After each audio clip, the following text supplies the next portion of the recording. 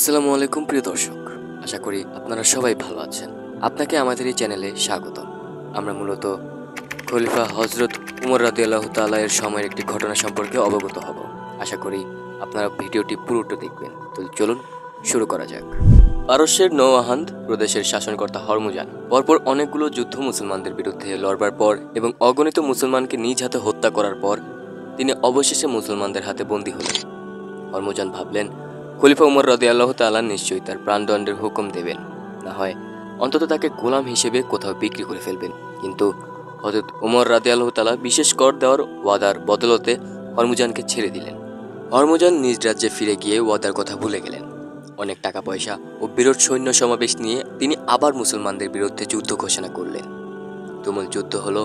অবশেষে হরমুজান পরাজিত হয়ে আবার মুসলমানদের হাতে বন্দী হলেন। তাকে হযরত উমর রাদিয়াল্লাহু তাআলা এর দরবারে হাজির করা হলে খলিফা জিজ্ঞেস করলেন, আপনি কি কুখ্যাত নওয়াহান্দ শাসনকর্তা হরমুজান? তখন হরমুজান উত্তর দেন, হ্যাঁ খলিফা, আমি নওয়াহানুদের অধিপতি হরমুজান। খলিফা জিজ্ঞেস করলেন, আপনি বারবার আরবের মুসলিম শাসনের বিরুদ্ধে বিদ্রোহ ঘোষণা করছেন এবং বারবার অন্যায় যুদ্ধের কারণ ঘটিয়েছেন। তখন হরমুজান এর উত্তরে বলেন, এই কথা সত্যি যে আমি আপনার অধীনতা স্বীকার করতে রাজি হইনি, তাই বারবার আমাকে যুদ্ধ করতে হয়েছে। তখন আবারও খলিফা জিজ্ঞেস করলেন, কিন্তু এই কথা কি মিথ্যে যে আপনাকে পরাজিত ও বন্দী করার পরও আপনার প্রস্তাব অনুসারে চলে নামার শর্ত মতে আপনাকে ছেড়ে দেওয়া হয়েছে? বারবারই আপনি চলে নামার শর্ত ভঙ্গ করেছেন এবং অন্যায় যুদ্ধের মুসলমানদের ক্ষতিগ্রস্ত করেছেন।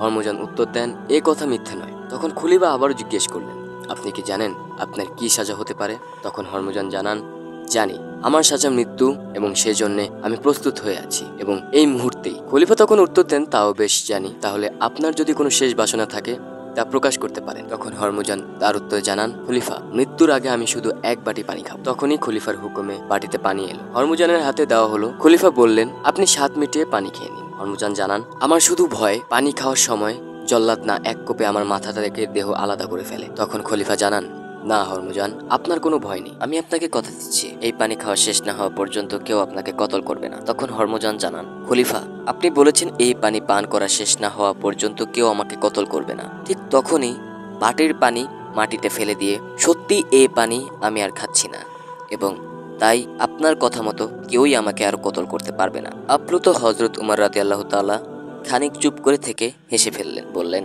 হরমুজান, আপনি সত্যি একটা নয়া উপায় বের করেছেন নিজেকে রক্ষা করার জন্য, কিন্তু উমরও আপনাকে যে কথা দিয়েছে তার খেলাপ হবে না। আপনি আজাদ, আপনি নির্ভয়ে নিজ রাজ্যে ফিরে যান। হরমুজান চলে গেলেন। অল্পদিন পর বহু সংখ্যক লোক নিয়ে আবার এলেন। খলিফা উমর রাদিয়াল্লাহু তাআলা এর দরবারে হাজির হয়ে বললেন, আমিরুল মুমিনিন, হরমুজান আবার এসেছে। এবার সে এসেছে বিদ্রোহীর বেশি নয়, এক নবজীবনের সন্ধানে।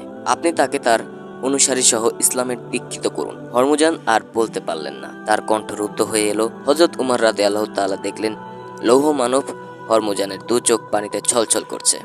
হরমুজানকে তিনি আলিঙ্গন করলেন। ভিউয়ার্স, আজকের জন্য এইটুকুই। আশা করি আপনাদের কাছে ভিডিওটি অনেক ভালো লেগেছে। যদি ভালো লেগে থাকে অবশ্যই চ্যানেলটিকে সাবস্ক্রাইব এবং লাইক দিয়ে পাশে থাকবেন। আশা করি আমরা এরকম আরও অনেক ধরনের কন্টেন্ট আপনাদের সামনে আনতে পারবো। আজকের জন্য এইটুকুই। আসসালামু আলাইকুম।